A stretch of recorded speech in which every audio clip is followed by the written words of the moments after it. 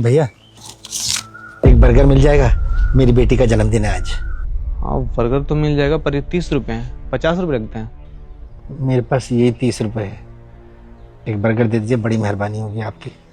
Sir देखिए हम भी यहाँ पे जॉब ही करते हैं, 30 रुपये के तो बर्गर आते नहीं हैं, 50 रुपये तो देना पड़ेगा आपको। भैया हम लोग गांव से आए हैं, मेरे पास इसके अलावा और कोई पैसा नहीं है। आज मेरी बिटिया का जन्मदिन है, आपकी बड़ी मेहरबानी होगी, इसको आज एक बर्गर खिला देंगे तो। क्या बताया आपने, कहाँ गांव से आ रहे हो आप लोग? हाँ जी। यहाँ पे फिर किसके पास? भैया यहाँ किसी के पास नहीं, वो हम लोग गांव में रहते थे ना, तो इसकी भाभी और इसका भैया इसे पढ़ने नहीं देना चाहते। वो जो बहू है ना हमारी, उसने मेरे बेटे के कान भर रखे हैं, कहती है कि इसको पढ़ने वढ़ने मत दो, इससे घर का काम कराओ और इसकी 2-4 साल के बाद शादी कर देंगे। लेकिन बेटा मैं चाहता हूँ कि ये पढ़ लिख कर अपने पैरों पर खड़ी हो जाए। अब स्थिति ऐसी हो गई है कि उन्होंने ना हमें घर से निकाल दिया है, तो मैं इसको पढ़ाने के लिए यहाँ लेके आया हूँ। यहीं पे कुछ रोजगार वगैरह करूँगा, काम धंधा करूँगा और इसको पढ़ाऊँगा लिखाऊँगा, इसको इसके पैरों पर खड़ा करूँगा। कुछ जानने वाला नहीं है आप लोग यहाँ पे? इस शहर में हमारा कोई भी जानने वाला नहीं है। आप ही सोचिए ना, अगर कोई हमारा जानने वाला होता तो क्या हम ऐसे शहर में भटक रहे होते? तो गांव छोड़ के यहाँ पे शहर में आप किसी को जानते भी नहीं हो, ऐसे आप रहोगे कहाँ पे और खाओगे क्या? पैसे भी नहीं है आपके पास, 30 रुपये ही हैं, तो इसके बाद फिर क्या करोगे आप लोग? साहब बस भगवान भरोसे हैं, कुछ ना कुछ तो ज़रूर इंतज़ाम होगा, हमें ईश्वर पर पूरा विश्वास है। अरे अंकल जी ऐसे थोड़ा ना होता है, आप किसी को अगर जानते रहते तो ज़्यादा आसान होता आपके लिए, आप उनके पास जाकर रह लेते, काम उम ढूंढने में भी आसानी हो जाती। ऐसे आप किसके पास जाओगे? ना रहने का ठिकाना है, ना कुछ खाने के लिए आपके पास, ना रहने का ठिकाना है, तो ऐसे तो परेशान हो जाओगे ना आप लोग। और ये आपकी बेटी आपके साथ में है, अगर अकेले का मामला होता तो आप कहीं भी रह लेते, आपकी बेटी आपके साथ है तो रहने के लिए तो जगह होना चाहिए ना आपके पास। अब साहब क्या करें, अब कुछ भी नहीं है तो इसको ऐसे उस नरक में तो नहीं छोड़ सकता ना, कम से कम अपने बाप के साथ सुरक्षित तो रहेगी ना। और मैं हिम्मत हारने वाला नहीं हूँ, एक दिन देखना आप, मैं एक दिन इसको इसके पैरों पर ज़रूर खड़ा करूँगा।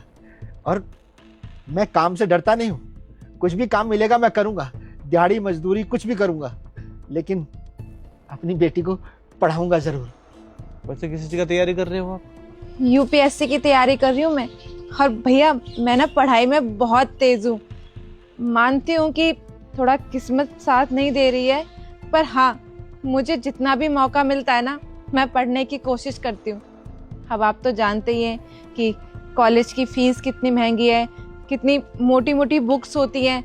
अब अकेले बेचारे पापा तो नहीं कर पाएंगे ना इतनी सारी मेहनत, अब उनकी उम्र भी हो गई है, बूढ़े हो गए हैं पापा। उनकी बेटी हूँ मैं, तो पापा के कंधे से कंधा मिलाकर चलूंगी और हम दोनों खूब मेहनत करेंगे ताकि हम अपना सपना पूरा कर सकें, ताकि मेरे पापा मुझे आईपीएस बनता हुआ देख सके। और मैं जानती हूँ जिस दिन मैं आईपीएस बन जाऊंगी ना, उस दिन मेरे पापा का सीना गर्व से चौड़ा हो जाएगा। आप बोलो यूपीएससी की तैयारी करने के लिए आपको पता भी है कितना मेहनत करना पड़ता है, आपके पापा ही बस आपके पीछे खड़े हैं, पैसे भी बहुत सारे लगेंगे और आपको दिन रात एक करके पढ़ाई करनी पड़ेगी। और अगर आप जॉब करोगे तो फिर आप पढ़ाई कैसे करोगे? भैया सपना मैंने देखा है, तो उस सपने को पूरा करने के लिए मेहनत भी तो मुझे ही करनी पड़ेगी ना। फिर चाहे दिन हो रात हो, आंधी आए तूफान आए, मैं अपने कदम पीछे नहीं हटाऊंगी, चाहे कुछ भी हो जाए, चाहे भगवान जी मेरी कितनी भी परीक्षा ले ले, लेकिन मैं अपनी मेहनत से ना आईपीएस बन के दिखाऊंगी और अपने पापा को प्राउड फील करवाऊंगी। हाँ साहब मुझे पूरा विश्वास है, मेरी बेटी बहुत मेहनती है, बहुत दिमाग है इसमें, हमेशा अपनी क्लास में अव्वल आती थी, ये कलेक्टर ज़रूर बनेगी। हाँ वो तो सही है अंकल जी, सपने देखने चाहिए, अच्छी बात है, पर सपना पूरा करने के लिए बहुत सारे बलिदान देना पड़ते हैं। आप दो ही लोग हो एक दूसरे के साथ देने वाला, आप अपना उम्र भी देख लीजिए, ज़्यादा मेहनत हो तो काम आपसे हो नहीं पाएगा। आपको अपना खर्च भी और आपके बेटी का खर्च भी, इनको पढ़ाई लिखाई के लिए, कपड़े उपड़े के लिए, हर एक चीज़ के लिए पैसा आपको देना पड़ेगा। अकेले कमा के तो नहीं कर सकते हो ऐसा। कितने देर काम करोगे आप? अरे साहब, आप चिंता क्यों कर रहे हैं? ये भी मेरा हाथ बटाएगी ना, दिन में थोड़ी बहुत देर मेरे साथ हाथ बटा लेगी और रात को पढ़ेगी। हाँ भैया, हाँ बिल्कुल सही कह रहे हैं।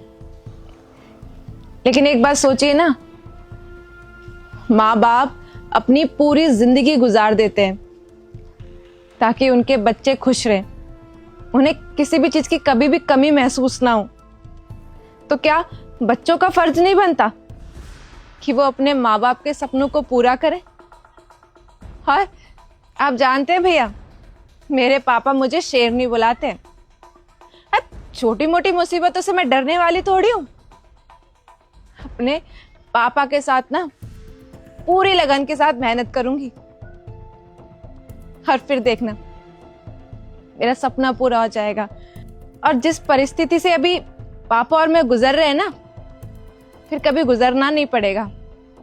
फिर मेरे पापा बस घर में आराम करेंगे और मुझे बस ऑर्डर देंगे, देवी का बेटा मुझे ये लाके दे, देवी का बेटा मुझे वो लाके दे। तो बस उसी चीज के लिए मेहनत कर रही हूँ। ठीक है, चलिए, भगवान करे आपका सपना पूरा हो जाए। वैसे मैं अपने ओनर से बात कर सकता हूँ, यहाँ भी जगह खाली है। आप वेटर का काम कर सकते हो और आप काउंटर संभाल सकते हो। अगर ये करना चाहते हो आप लोग तो मैं बात कर लूँगा उनसे। हाँ साहब, मैं कुछ भी कर लूंगा। आपका बहुत उपकार होगा हम पर। आप यहाँ के मालिक से बात करिए ना, हम आपका एहसान कभी नहीं भूलेंगे। भैया थैंक यू सो मच। देखिए ना, जहां हमारे अपनों ने हमसे मुंह मोड़ लिया, और आप तो हमारे लिए अजनबी हो, हम तो आपको जानते भी नहीं है।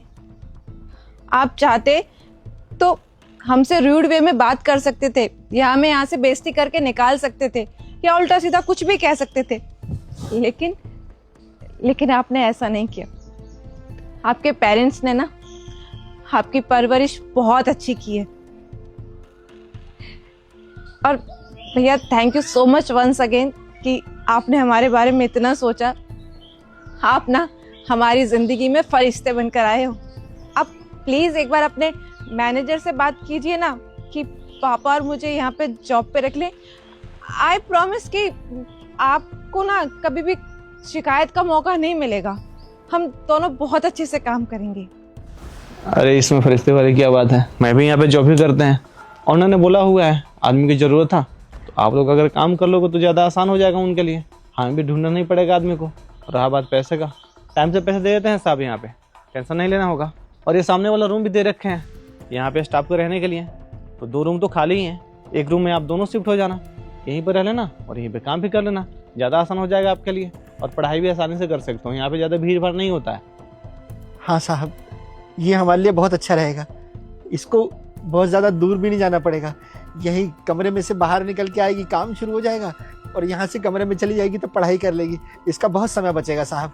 ठीक है, आप लोग बैठिए, मैं बर्गर के साथ केक भी लगवाता हूँ आपके लिए। आइए।